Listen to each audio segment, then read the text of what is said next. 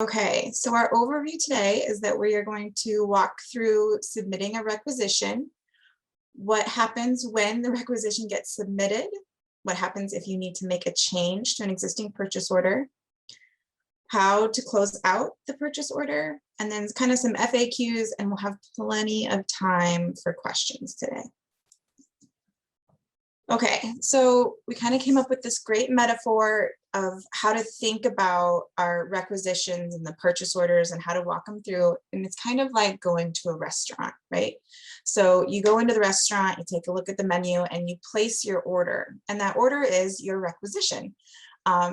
Once the requisition is in, your waiter, i.e. your sub officer, reviews the requisition and submits it in to the cook, and that's writing the contract, to be kind of cooked up. And then once we have a nice prepared meal, that is your fully executed contract, we bring it back out to you in the form of a fully executed agreement with a purchase order. So we approve your requisition to kind of give you this wonderful meal. And then as the sub kind of eats up that meal, spending all that money, working their way through the period of performance, then their plates are empty. So we're going to clear away the plates by closing out that purchase order. So it's kind of just a silly way to try to remember all the steps and all the different ways it kind of walks through it.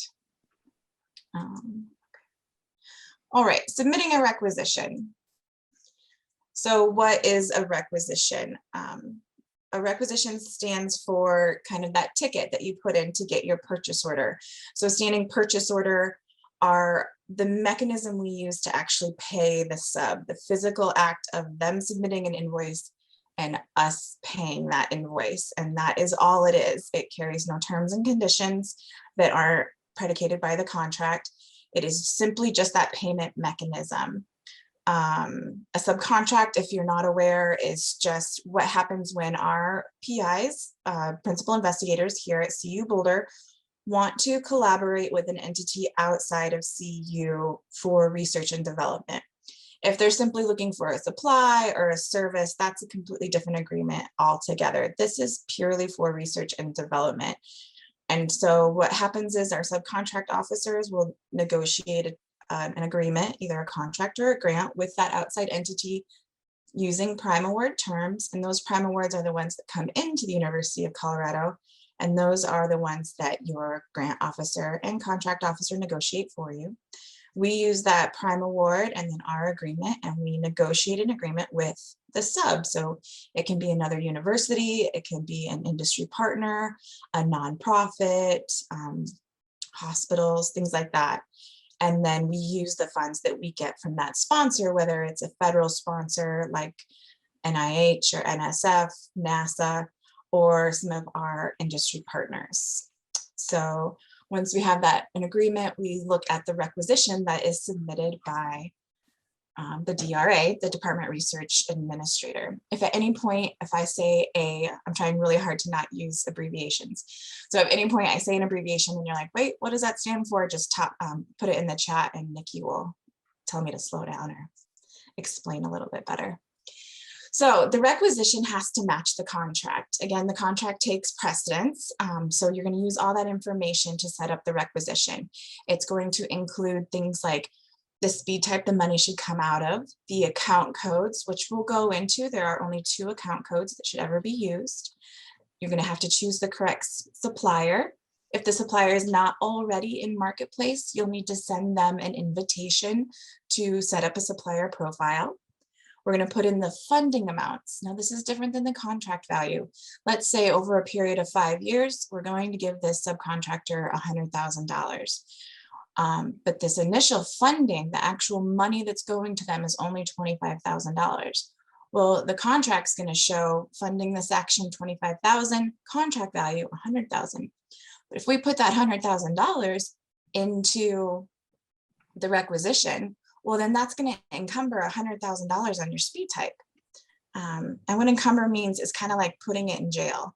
The money gets put in jail so no one else can spend it except the subcontractor. But if we don't have that $100,000, then you're going to have your subcontract or your speed type go into arrears or going to negative.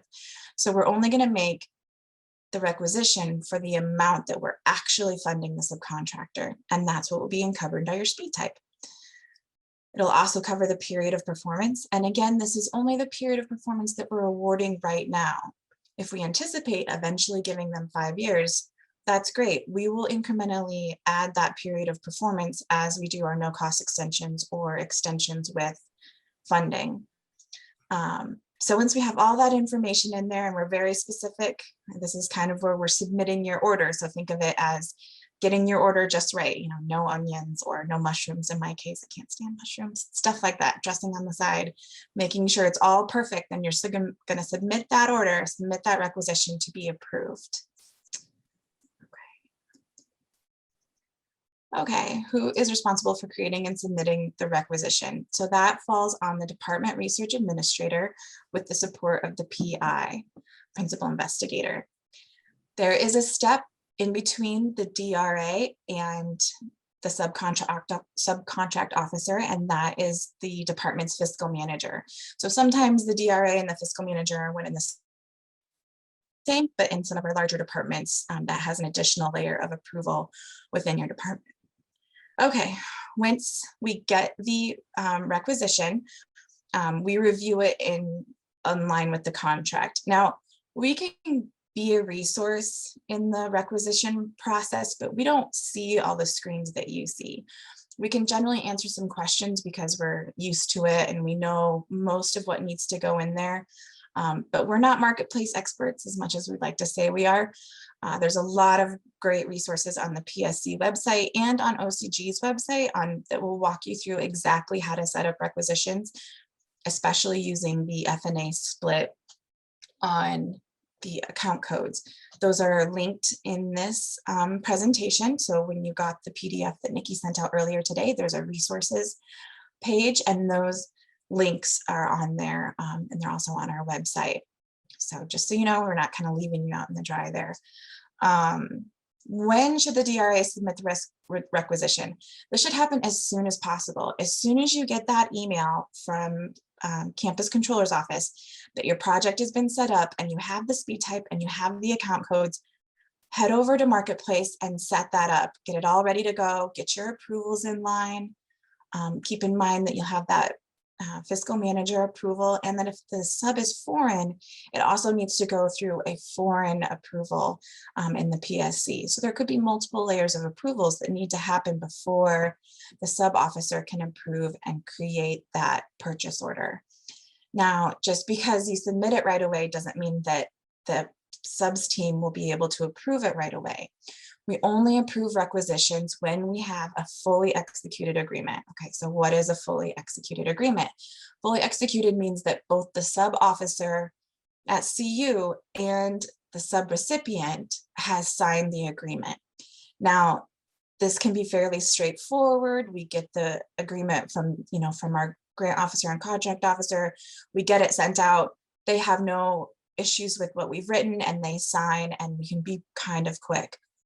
But more often than not, this process can be pretty lengthy.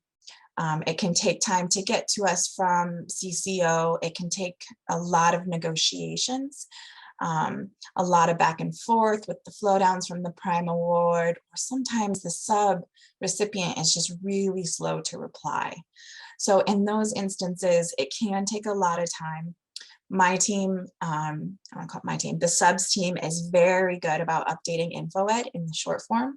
So you can always go in and check, when was the last time we pinged the sub? Oh, okay, Megan just sent back those red lines yesterday. So things are still moving forward, even though the requisition looks like it's been sitting there for some time. Just want to make sure I covered everything on this slide. Right, so that last point is that we will not be able to approve the requisition until we have that fully executed agreement. That is a key thing. We get this question quite a bit. Why hasn't my requisition been approved? Well, we can't approve it. Again, it's simply just the payment mechanism. It is not the agreement. So we can't give them a way to start spending money without agreeing on how they can spend that money. Kind of a way to think about it. Okay, how do you submit a successful requisition? Now, this is where we get into the account codes. So some of our more long-term DRAs may remember a few years ago, there were thousands of account codes. Luckily, the PSC kind of cleaned that up, and now we only have 2 account codes. It's 492600 and 492601. Again, not something you need to memorize. We have these step-by-steps, and it's very clearly outlined on our website and the PSC's website. The PSC is the Procurement Service Center, where Betty is from, and here to help me out. Betty, jump in at any point if I speak out of turn. Okay, so indirect costs, IDC, will be charged on the first 25,000 of every sub unless there is a specific term, and in that case, OCG would be helping you out on that. This is a term in the UG, it's a standard practice. So the first 25,000 of every subcontract or subaward is charged indirect costs by CU. And those funds, so $25,000 would go into account code 492600. And then on your requisition, you would create a second line, and that line would be to 492601, and that's for everything over 25,000. Now, if there's no indirect costs allowed on an award, which come up from time to time, everything would go into 492601. Or if the sponsor dictates that we are charging indirect costs on a total direct cost instead of a modified total direct cost, so it's MTDC versus TDC, then everything would go into 492600. So that's the difference between the 2 accounts. What needs to be charged indirect costs and what doesn't need to be charged indirect costs. If you're unclear, we can always help, and so can your grant officer and contract officer. So again, the account line should be set up as line item details, not in the header. And we have a slide here to show exactly what that means. But that's the #1 mistake we see when requisitions come in. The problem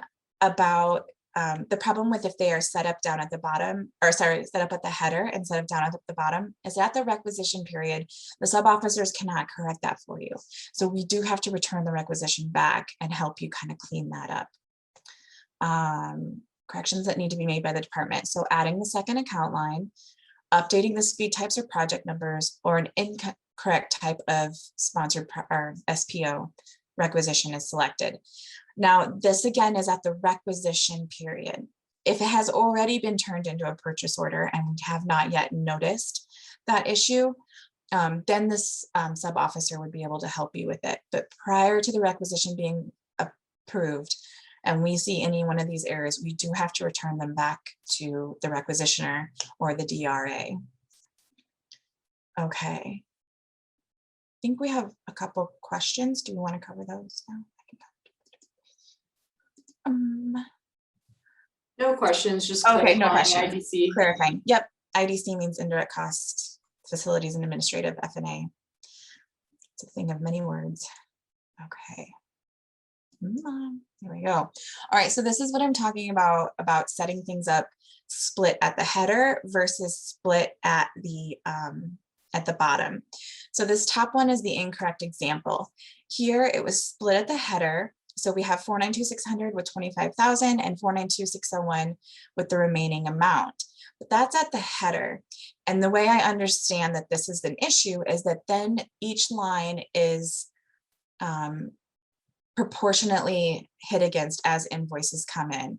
So if a $5,000 invoice comes in, then $2,500 would come from 492600, and then $2,500 would come from 492601. That is not what we are required to do by policy.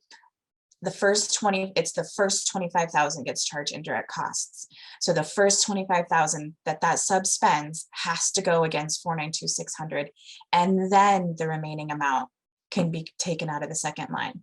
This is why we ask you to split it at the line, which is the bottom half of the requisition and the bottom half of our screen here. Here you can see each line has its own kind of setup there. So that first 25,000 will go to that first line at 492600, and the second one will be to the 492601. Now you can't see the account codes on this screen, but you can see, I don't know if you can see my mouse right there. Accounting code values have been overridden for this line. So on your screen, you can go to the account codes tab, and see the difference between the two lines. Okay. All right, my requisition has been submitted. Now what? All right, so this is kind of where we're talking about, we're going to start cooking it, right? The department submits the requisition through CU Marketplace. CU Marketplace routes to requisition for financial approval. Again, that's within your department. Financial approval and or international vendor approver reviews the requisition. They may have additional questions. A lot of times they want to know, is the work going to be done in the United States or is it all going to be done internationally? That's your international vendor approval. Your financial approver might have questions about the speed type you selected and or the account codes. Once those are approved, then and only then are we able to kind of see it in our queue. It will route to our sub officers and we all share a queue. So you never want to assign a specific sub officer. While you do have a sub officer assigned to your department, we back each other up consistently, constantly, all the time. I mean, case in point, me flying off trying to present for Chris because he had to be out. We're a small team, so we are constantly backing each other up. And for this reason, we just ask that you just submit it to the subs team rather than selecting an individual person. And then the last step is with us as the sub officer. We review your requisition, ensure that it matches the fully executed agreement that we've negotiated with the sub, and then we approve the requisition, which creates the purchase order. Okay. Okay, the requisition becomes a purchase order. It is finally usable. You finally have this lovely meal in front of you. Okay, there we go. After the financial officer approves the requisition, it is sent to the OCG sub officer. We cover that. Sub officer reviews the requisition to ensure it was set up correctly. We do, and it is frustrating equally for us as much as it is for the DRAs that if it gets to us and there's still an error, maybe the right account codes weren't chose, maybe the wrong supplier was chose, incorrect speed type. Now we don't double check the speed type, we're not accountants, we rely on the DRAs to know that.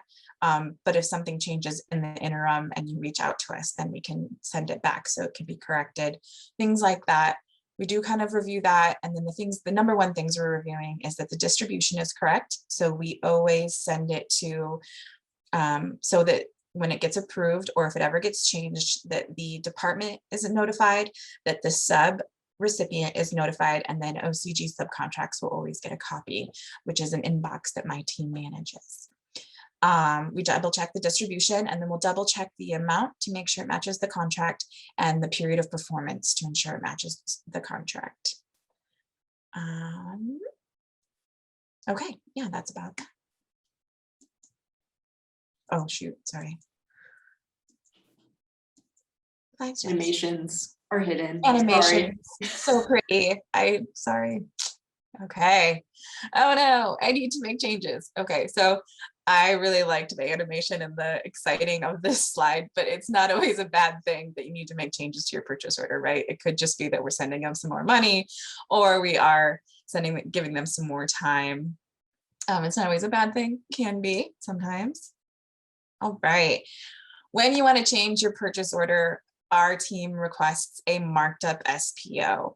SPO stands for Standing Purchase Order, and this is the document that we use to get the department and PI's approval to change their contract. If you've ever been to one of my trainings before, you know that I hammer home that the PI, principal investigator, is ultimately responsible for the sub. Not the sub officer, not the DRA, not OCG. We sign on behalf of the university so that they're covered, their liability is kind of limited, but the sub monitoring falls on the shoulders of the PI. They're the only ones that understand the technical piece and can say whether or not the sub is doing what they're supposed to be doing, that the work is being done, that the deliverables are being received, and that what we're paying for is happening. And so if we just start sending them more money because we got more money from the sponsor without checking in with the PI, then we are removing their capabilities to monitor their subs appropriately. So we use the marked up SPO. Now, back in the day, this used to be just literally writing on a copy of the purchase order, either electronically or physically, and scanning it in. When we went remote, we created an online form. It's linked here. It's also linked in the resources. It's all over our website. And we encourage you to use that. Once you fill it in, it routes through DocuSign to your principal investigator for signature. And then it comes to our central inbox, and we can monitor that and get those updates into the agreement. Once we have the marked up SPO, that doesn't instantly mean we change the purchase order, right? We go back to the purchase order has to match the contract. So we'll do a contract and our grant modification and send that to the sub for review and signature. Once we have their signature back, my team will countersign, and then and only then can we update the purchase order. Now, when a sub needs to be de-obligated, which means removing funds, that requires a few more steps. Recently, we came out with a great video. It's really quick and short, but it walks you step by step how to de-obligate a sub. There's also a one-pager and a whole website kind of designated on how to remove restricted funds, which subs to our money to our subs is restricted funds.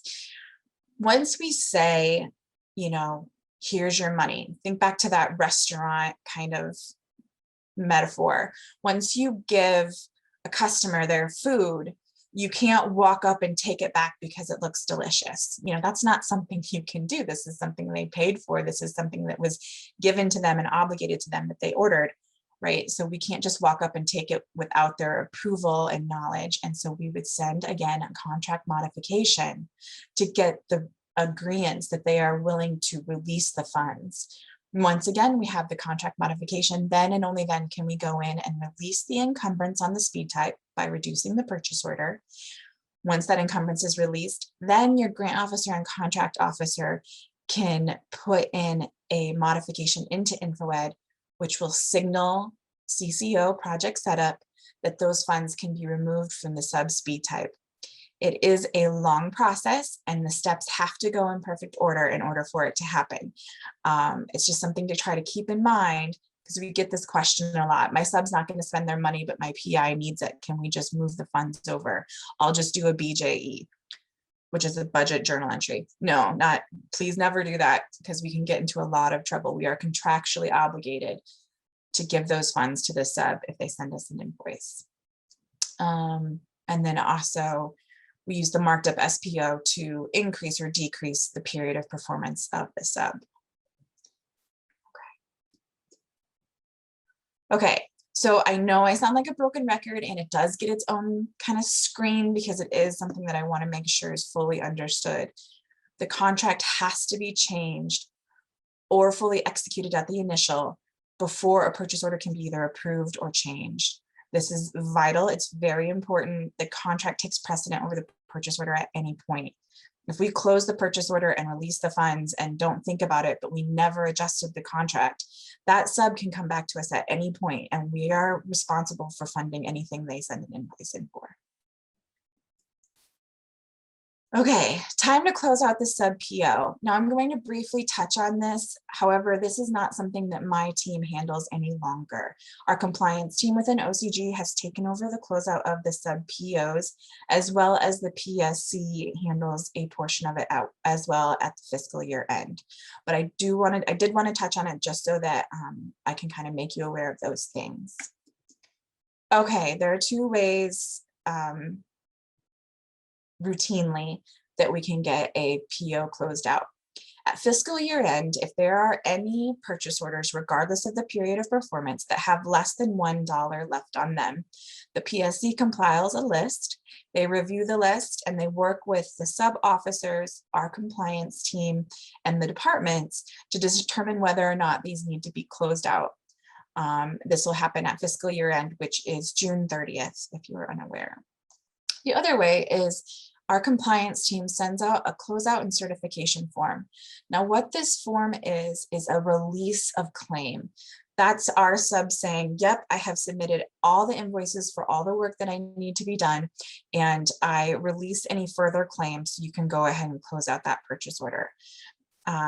We put in our contracts, there are small other instances where it wouldn't be 60 days, but generally, we put in our contracts that they have 60 days to send us a final invoice, And that 60 days is when our compliance team runs a report and just sends out those certification forms to get that release. That is a contractual document which will close the contract.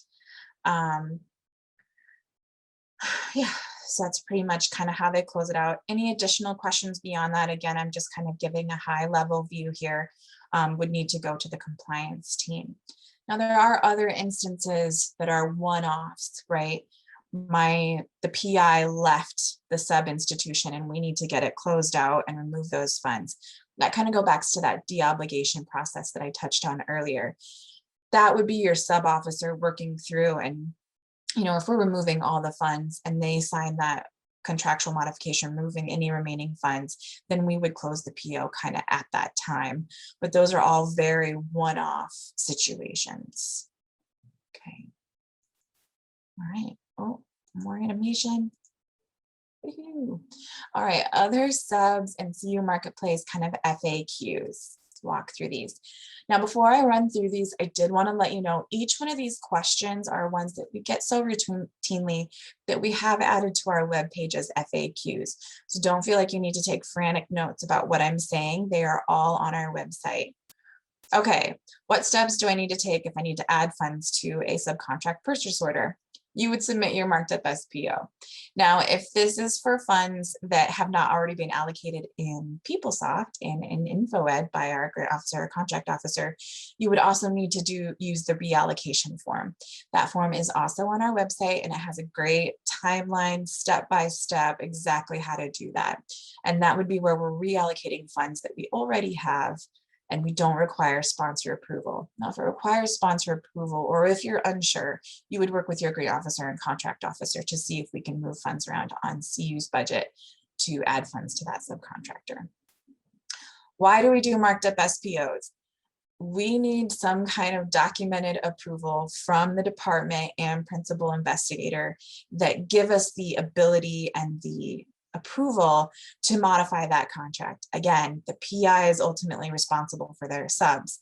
So if we go messing around with their subs, giving them more money, and the sub hasn't submitted a single invoice or hasn't submitted a single report or hasn't replied to our PI in months, then we are removing the PI's ability to properly monitor their subs, and we never want to do that. We are here to support our DRAs and PIs, not make their jobs harder. All right, what is the process to close a subcontract once the grant or contract period has expired? Again, that is that 60-day period. We will send a release, the closeout form, to the sub to sign, releasing us from any further, sorry, I lost the word, releasing us from any further responsibility to them, and then the PO will be closed. How long does it take to approve my marketplace requisition? I wish it was fast. I wish I could say, it'll be 24 business hours, but that's just not the case. It is fully dependent on how long it takes to negotiate the sub-agreement. How do we assist the PI in approving sub-recipient invoices? Now, the we here is referring to our department research administrators. The sub-officer is here to answer any contractual questions you might have. You also have the support of your grant accountant. They can answer those allowability, allocability questions that you may have if something comes in on an invoice or looks weird. And all of those things is outlined on our invoice approval checklist. This again is on our website. It's linked in our resources, and I believe Nikki was going to slide it in the chat for me. This is a great form. It's not a required form. It's just really helpful, especially if you're newer, or you just want something in that file to show an auditor to be like, we review every invoice and we take it quite seriously.